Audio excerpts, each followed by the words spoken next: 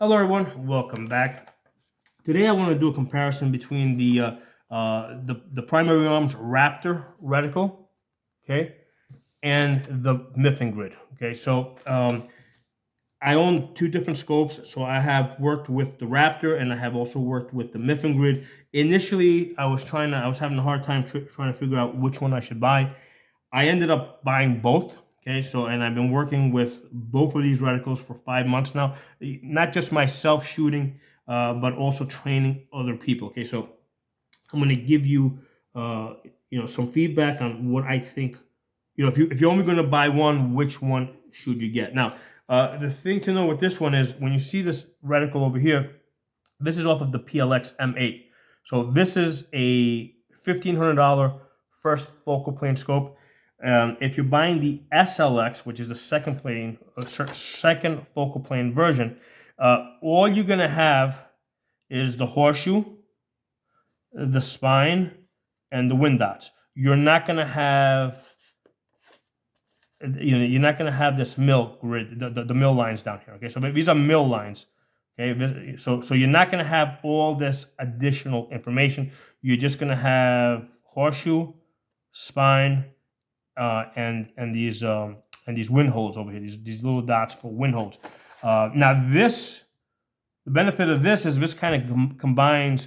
It adds into the Raptor the mill lines. Okay, and we're going to talk about that. But anyway, this is when we talk about the Raptor. This is the Raptor reticle. What you see in there without all this other extra stuff. Versus the mill grid. The mill grid is basically this part down here that you see. Okay, so when you buy there was another version that I bought because I've bought several versions of these primary arm scopes, and I ended up basically selling them off because it just wasn't enough for me. I just wasn't able to do all the things that I wanted to do. Like I said, with this one over here, with the Raptor, initially I bought one that was just the Raptor, didn't have the mill lines, sold it off. And also with this one over here, I had bought a mill grid scope that just gave me a mill grid, but didn't give me all these other lines over here, and I ended up selling that off as well. I didn't like that one. Okay, and that one was a first focal plane version, so definitely I didn't like the mill grid by itself on a first focal plane version. It seems to be working a lot better on the second focal plane, and we're going to talk about the why in a minute. Okay, but that's the thing I want you to understand. All this stuff over here is extra. And I'm going to tell you why you want to have all this extra stuff. You don't want to buy a scope that has just the mill grid, okay? And you don't want to buy a scope that has just the Raptor, in my opinion, okay? You want to have either the Raptor with the mill lines, okay? Or you want to buy the mill grid with all the, if you buy the mill grid, you want to get it in the second focal plane, and you want to have all this extra stuff here as well. Okay, so let's start off with this one. This is off the SLX 1-10 by 28 second focal plane scope. You'll see it as SFF. This is a $500 scope. So this is what I normally recommend to people, because it's a combination of both budget, but it is also something that you can grow into. Okay, you can grow into it. Now, as far as these, what we want to do, basically what we want from here, right? When you buy a variable scope, you want to get magnification, but that's not a big deal. Magnification you can just get by putting a magnifier behind a red dot. Okay, so we want more than just magnification. We want a bullet drop, which we got the bullet drop in there on the spine. But the same deal, you can just get that with there's ACSS red dots that have bullet drops built into them. Because here's the thing, if you're buying a red dot and you put a magnifier behind it, you have the benefit of being able to remove the magnifier, and now you have a much lighter gun at night. So if you're going to get a variable scope, between the scope and the mount, you're adding 1.5 pounds to the gun. So for that extra 1.5 pounds, I want to get a lot more than just magnification and the bullet drop. Okay, I want to get a lot more. So one of the things that I'm looking for is range estimation. And this scope over here, there's a couple of different ways that we can range estimate. They give us these lines off to the side over here, where basically if you put the guy's feet here and his head here, you know he's at 500 yards. Or if his feet are there and his head's there, he's at 300 yards. Or you can range estimate half the man. Put his, if you put his belt there and his head there, you know he's at 400 yards. So you can use this to range estimate. But if you're trying to range estimate off of something other than a man, now you got this mill grid over here. Okay, so with the mill grid, you can range estimate, like, let's say like a tractor trailer. Okay, so all tractor trailers are 13.5 feet tall. Okay, so if you know that your tractor trailers are 13.5 feet tall, there's some data that there's a formula that we use. Basically, you take the 13.5 feet, multiply it by inches, multiply it by the conversion factor 27.77, and divide it by the number of mills that you measure. Now, I'm not going to go too deep into this because I've done other videos that cover this. But the point is here, if we're going to have a 1.5 pounds on top of the rifle, we want that capability. We want to be able to range estimate other things besides just a man. Things like doors. Almost all doors are about 80 inches tall. Okay, but telephone poles, tractor trailers, very common, 13.5 feet tall.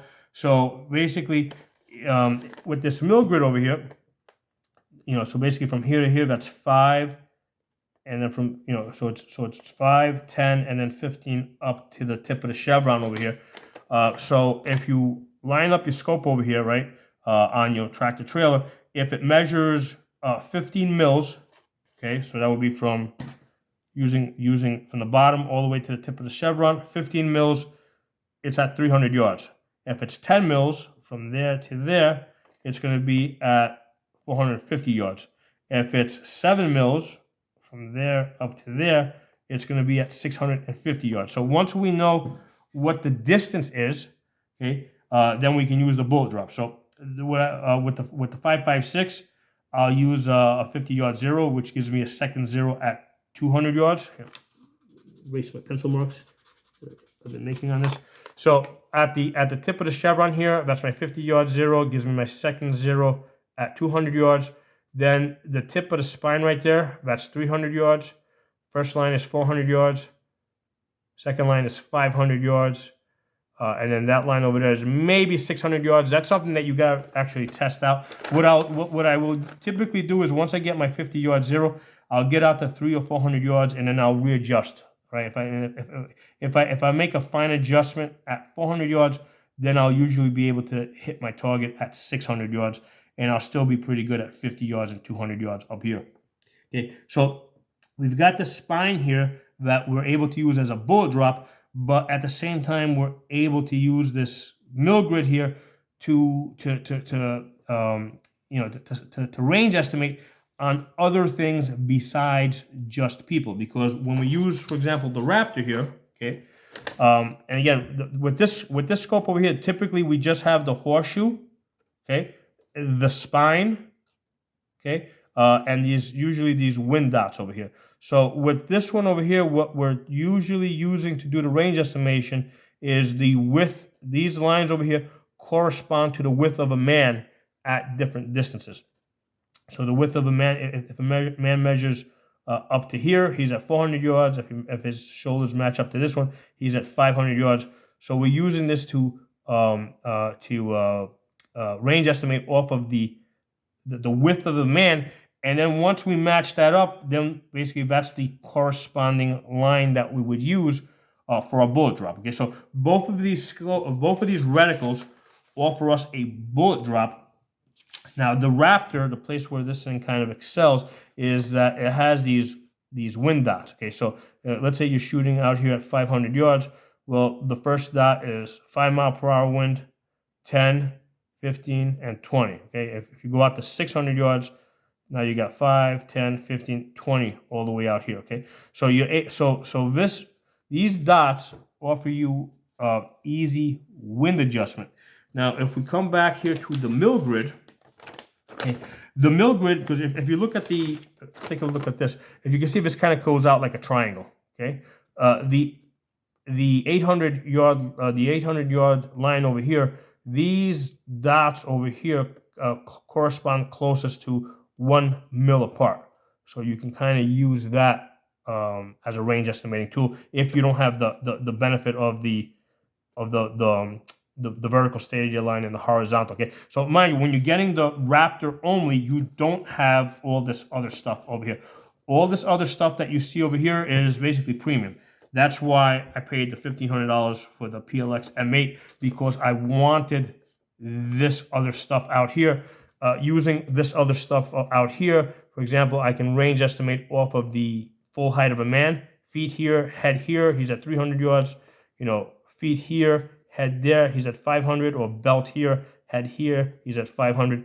So I have the benefit of being able to range estimate off of the height of a man. Your estimation is the bigger the thing that you're using to range estimate, the more accurate you're likely to be. Okay, so range estimating off of the height, okay, if that option is available to you, is probably going to be a little bit more accurate than trying to range estimate off of his width. Because remember, if he's turned a little bit sideways, you know, and especially at distance, at 300 yards, he might be a little bit sideways. So 300 yards might be measuring up to 600 yards here, okay? So that's why I want to have the benefit of being able to range estimate the full height of the man, or at least half the man if that's available. But again, with most of the Raptor scopes, you do not have all this other stuff. You just have the horseshoe, you got the bullet drop, and you got your wind holes. That's all you normally get. Whereas now with the mill grid, okay, right? Again, normally we don't have this stuff over here, so we don't have the benefit. Again, you don't have the benefit of being able to size up the full height of a man. If you're getting just the mill grid, you're going to just have this bullet drop that's kind of built in over here. And here's the thing: the way it usually works. When you use, I mean, just if you use a 50-yard zero, you get your second zero at 200 yards, and it's kind of a coincidence that the top of the spine is 300, the first line is 400, the next line is 500. You know, if you use a different caliber, it will be something different. But it's just a convenient coincidence that the mill grid kind of matches up to, you know, what we would normally make, you know, what would normally be a bullet drop compensator. Okay. So now the problem with the mill grid is that, you know, these dots are equally spaced apart. So you do not have the benefit. You can't, I mean, how do you do your wind holes, right? So let's say you have a 10 mile per hour per wind, you know, at 400 yards. What do? Well, you got to memorize some numbers, okay? So I've got some numbers over here, or if you don't memorize them, you got to put them on the card. At 10 mile per hour wind, right? And I've done videos on how to measure the wind speed. At 300 yards, right? So once you range estimate that your target's at 300 yards, you're gonna have a half. Your hole is gonna be a half mil for a full value wind. At 500 yards, your wind hole is gonna be 1 mil, right? So at 500 yards, which is this here, if I got 10 miles per hour wind, I'm basically going to come over to that first line. Now, if it's 20 miles per hour, then you just double it. So then I would just go to 2 mils, okay?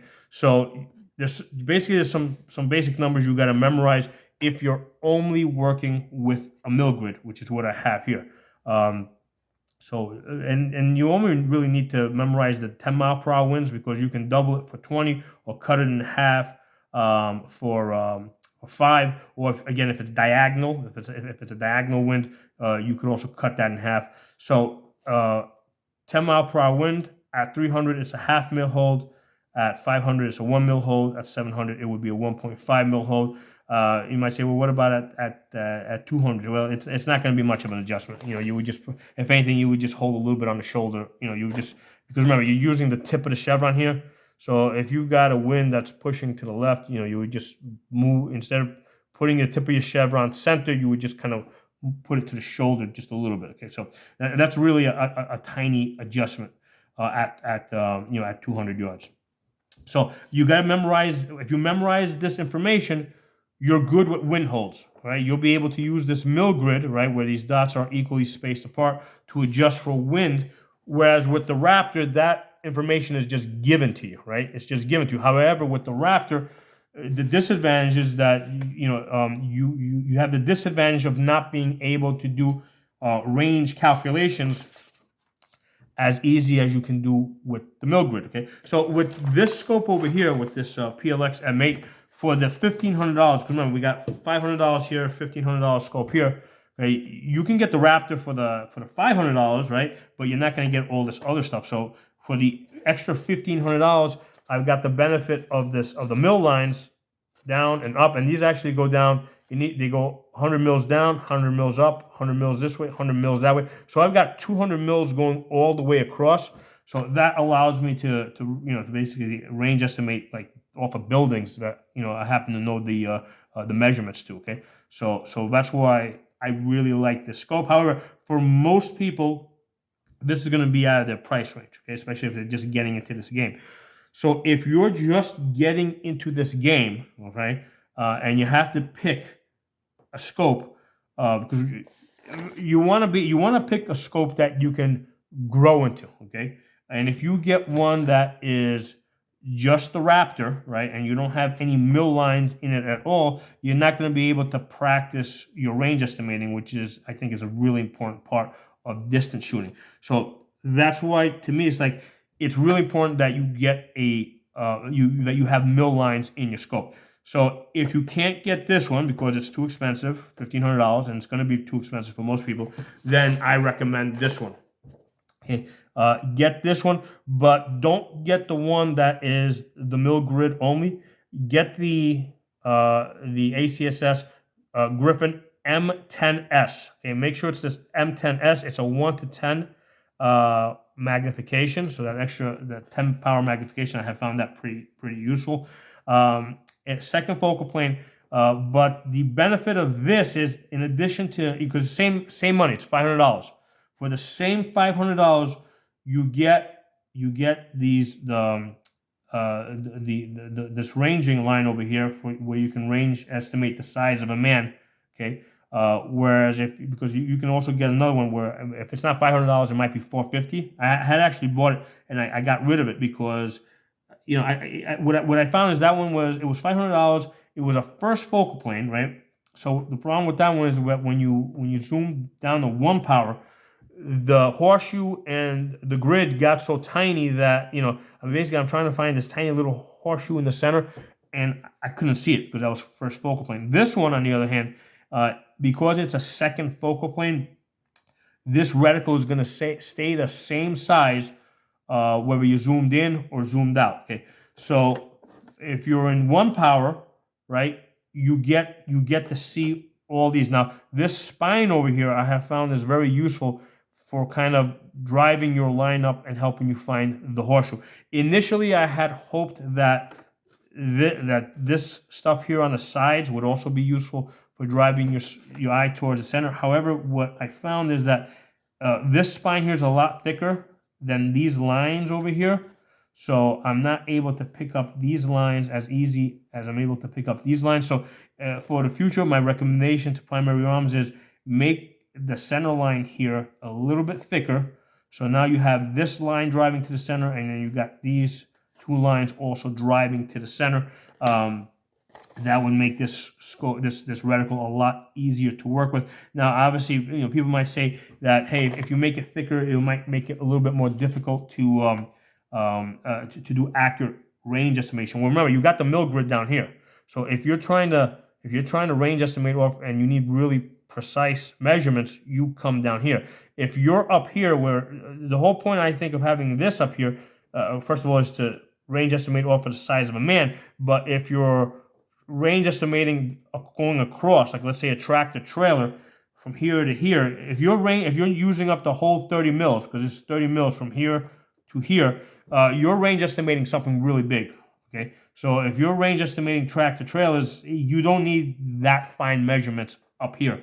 So the way that works out, the whole 75-foot tractor trailer, which is going to measure 30 mils wide from here to there at 833 yards. Okay, if you're measuring just the trailer part, which is 55 feet long, it's basically going to come in at 30 mils at 610 yards. So if you're looking at just the trailer part of a tractor trailer, and if you can fit it from there to there, you know that you're at 600 yards, which puts it within range of your 5.56, right? Especially if you're using something like a 77 grain match grade.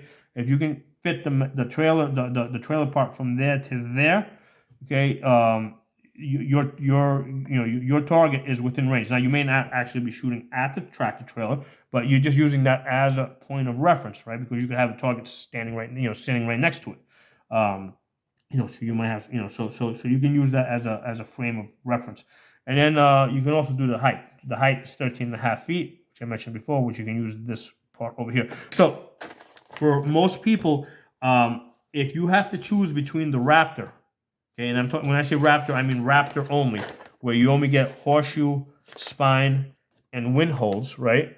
I'm gonna use the pencil. So if you have to choose between horseshoe, spine, and wind dots, I recommend that you go to the mill grid, right? Because you're going to be able to do a lot more with the mill grid. It's going to be a lot more flexible. You're going to be able to range estimate off of a lot more things. You'll be able to use this to do your wind hold calculations, and especially get this one here, the ACSS Griffin M10S, because it throws in all that extra information that you normally see in a premium scope, where you're able to range estimate the height of a man and half the height of a man. Okay. The only the only drawback of this is that this is only limited to 30 mils going across and 15 mils vertical. Whereas, let's say with this one over here, if you pay the extra money for the PLX M8, $1,500, when this zooms out, right? Because this is a first focal plane. So as you zoom out, when you go to 1 power, this is what you see.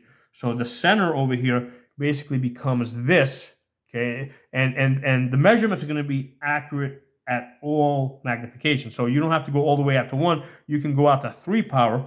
So, so this will be someplace in the center.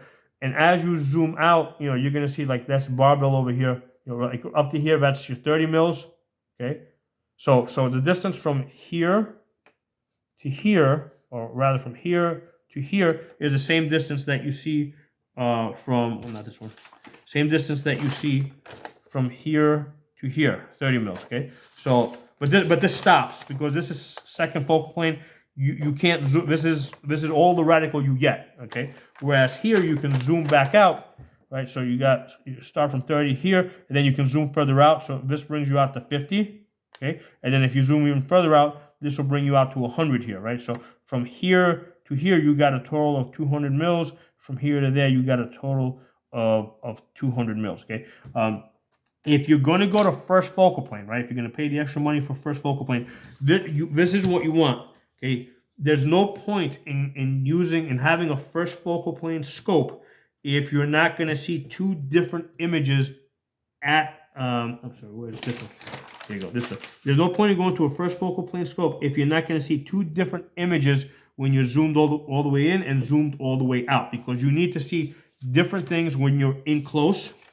This here, right? Because you don't need, if you're in close, you don't need the bullet drop, right? If you're shooting at something at 50 yards or even 100 yards, you don't need the bullet drop. So all this information is unnecessary information. You just want to be able to get on target really fast. So when you zoom in with this functions as basically as a duplex reticle, okay, or German 4 reticle, right, where you got the post on the side. So this will allow you to get on your target really fast.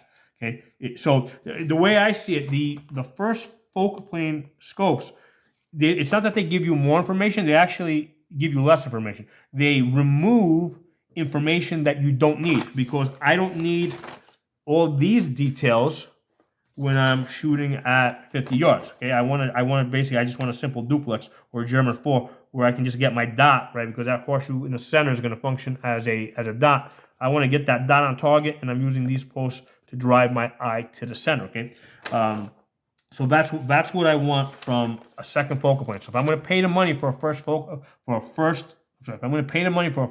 plane, this is what I want. Now, and again, this is expensive. This is $1,500.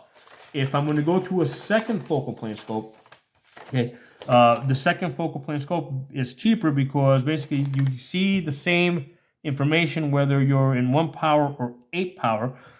The measurements, right, the mil measurements are only going to be accurate if you're in 8 power. Okay, so what happens is if you zoom to 1 power, you have all this information that is being presented to you that is useless. I mean, you cannot use this information. The only thing that's going to be useful, that's going to be accurate rather, is the tip of the chevron.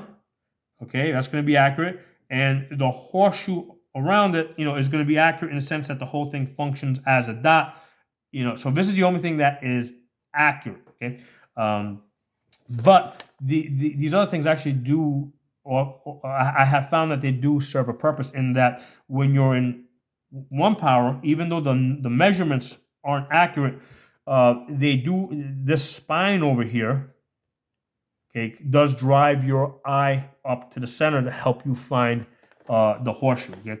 Also, with the second focal plane, the horseshoe that you see here, because they've made it thicker and it's easier to see. So this horseshoe is actually much easier to find in the second focal plane than this horseshoe in the first focal plane. That's why you really need these posts here, these German 4 posts, to drive you to the center. This one over here, what they did is, since the reticle is not changing size, they picked the optimum size so that it will work, at whether you're shooting close or shooting far. Okay, so it's a thicker horseshoe.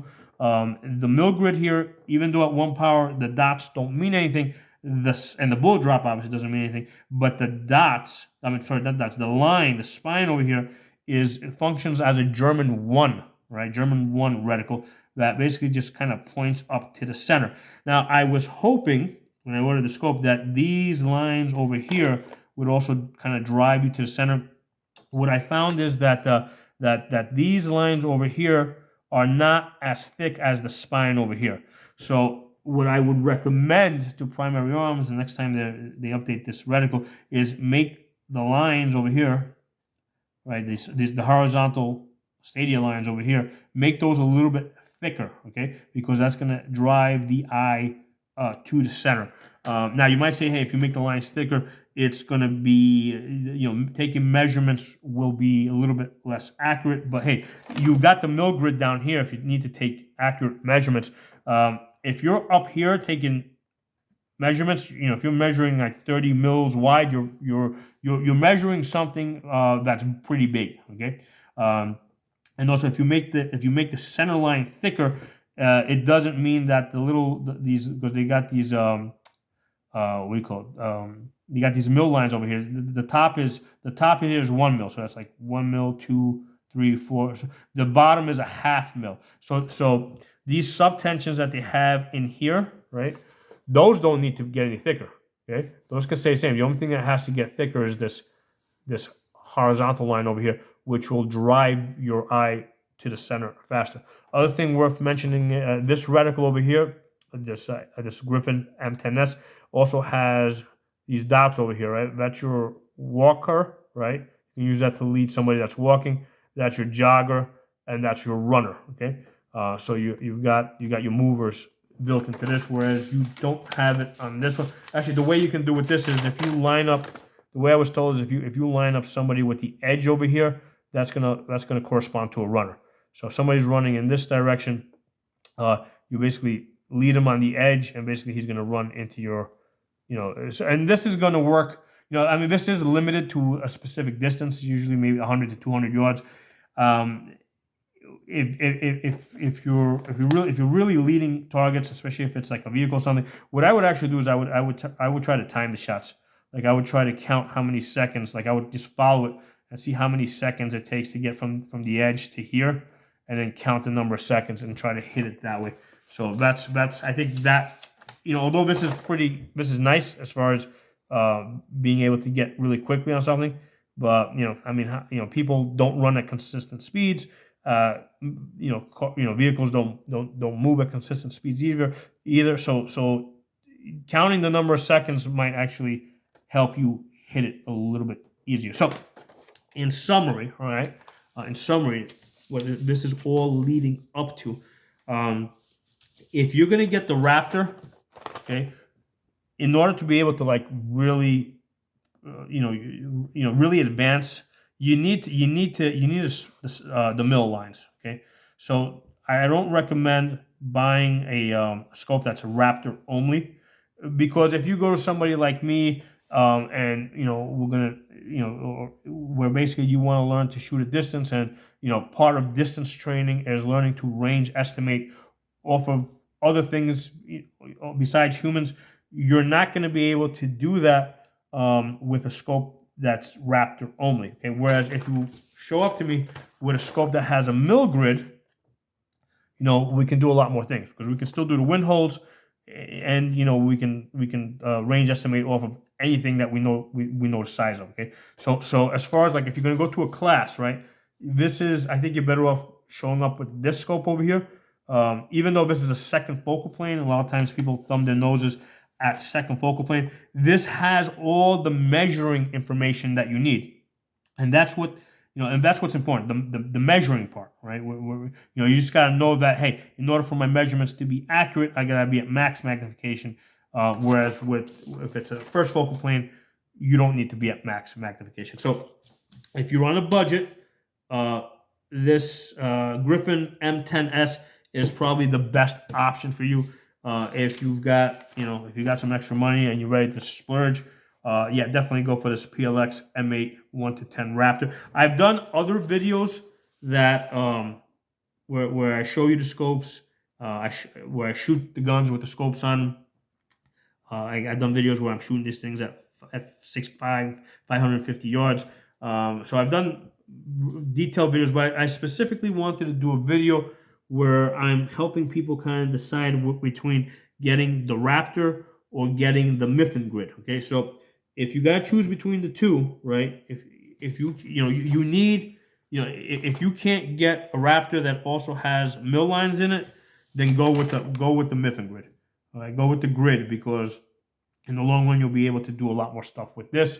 All right, all the stuff that you can do with this, all the stuff that you can do with this, right? Because with this scope you can do everything that you can do here, but with this one here, if you don't have the mills, you can't do everything with this scope that you would do with this scope. And that's an easy way for me to put it, I think. So anyway, thank you for watching. If you got any questions, let me know. If you're not a member of the channel, subscribe. I'll talk to you all soon.